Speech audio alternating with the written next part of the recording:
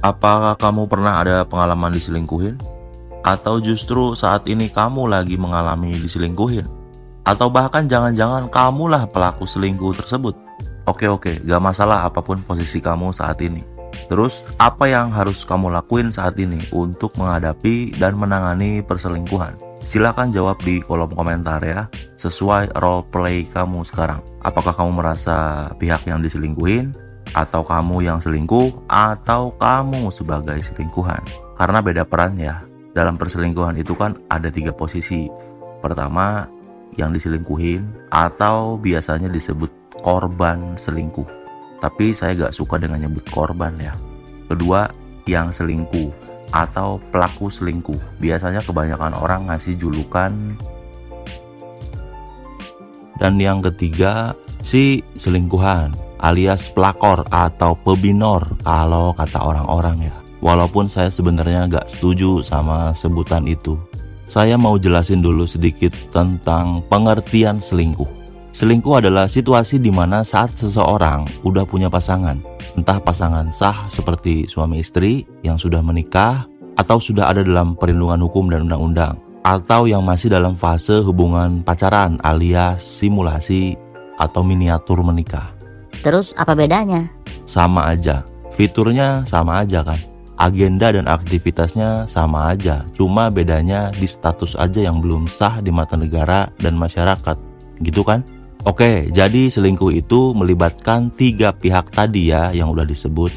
Nah, selingkuh itu bisa disebut selingkuh kalau memenuhi kualifikasi begini. Saya kasih contoh aja ya biar gampang jelasinnya. Misalnya, kamu udah menikah sama dia atau kamu pacaran sama seseorang. Terus orang lain, teman-teman kamu atau siapapun itu tahu sama status hubungan kamu dengan pasangan kamu. Terus soal role playnya bebas deh. Bisa kamu yang jadi pelaku selingkuh atau kamu pihak yang diselingkuhin. Dan ada pihak yang jadi selingkuhan. Nah, status yang tadi itu entah pacaran atau menikah, situasi dan kondisinya masih fix, valid ya. Kamu sama dia masih ada terikat hubungan yang sah. Itu bisa disebut perselingkuhan. Beda cerita kalau status kamu saat ini sama pasangan udah putus atau cerai atau lagi proses menuju perceraian ya, lagi ngurusin cerai. Terus salah satu pihak dari kamu selingkuh atau diselingkuhin, itu gak bisa disebut perselingkuhan ya. Karena statusnya kan udah gak valid. Kamu udah putus sama dia atau kamu udah cerai, bahkan lagi proses perceraian sama pasangan.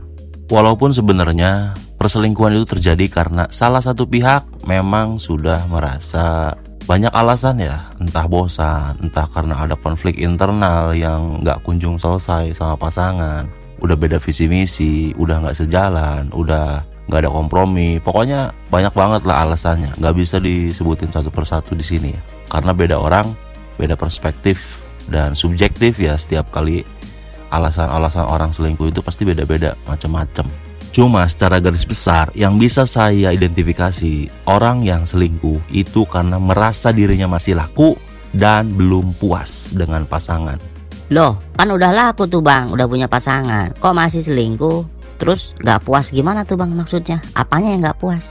Jadi gini ya, seseorang ada indikasi atau peluang selingkuh itu karena yang bersangkutan masih ada ketertarikan sama orang lain atau dia masih menarik di mata orang lain, sehingga memunculkan kesempatan bahwa orang yang selingkuh itu masih bisa berkesempatan melakukan hubungan dengan lawan jenis lain selain pasangannya, karena masih ada yang tertarik sama dia dan dia masih menarik bagi orang lain. Begitulah. Seperti kata Bang Napi, perselingkuhan itu terjadi bukan karena ada niat, tapi karena ada kesempatan. Segala sesuatu itu memang gak cukup cuma niat ya, harus ada peluang atau kesempatan. Terus untuk alasan gak puasnya mungkin gini ya, gak puas urusan ranjang misalnya. Ranjang bergoyang maksudnya bang? Aduh, ngapain kamu perjelas? Waduh, saya sensor aja nih lah daripada didengar sama bocil kayak kamu.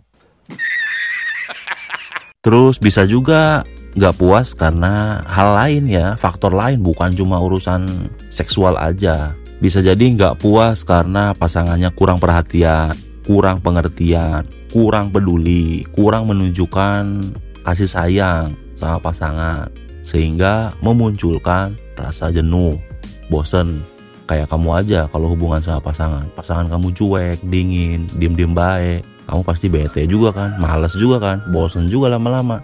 Kamu pasti mulai berpikir untuk selingkuh sama seseorang yang perhatian atau care sama kamu, ya nggak? Ngaku aja deh kamu. Hehehe, iya bang. Dari sekian banyak alasan orang yang selingkuh, ada 2 alasan yang menurut saya paling kronis dalam memicu perselingkuhannya atau sangat berpotensi besar buat selingkuh. Dan ini sulit untuk diperbaiki. Apa itu bang? Pertama, karena komunikasi dalam hubungan sangat buruk. Padahal kamu tahu kan, dalam hubungan itu komunikasi adalah yang utama, yang paling penting. Terus yang kedua, salah satu pihak merasa tidak didengarkan. Tidak didengarkan ini akan memunculkan perasaan bahwa seseorang tidak merasa dihargai, tidak merasa dihormati, tidak merasa diperhatikan, tidak merasa dipedulikan. Akhirnya dari situ muncullah pikiran untuk Ya kayaknya selingkuh aja deh sama yang lain. Kedua adalah keterbukaan, termasuk bisa saling mendengarkan dan seterusnya dan sebagainya. Banyak banget ya. Makanya sebenarnya hubungan itu kalau mau protokoler bener-bener rumit, kompleks kalau mau ikutin aturan ya. Apalagi kalau orang yang menjalani hubungannya itu orang yang ribet juga, orang yang banyak drama juga.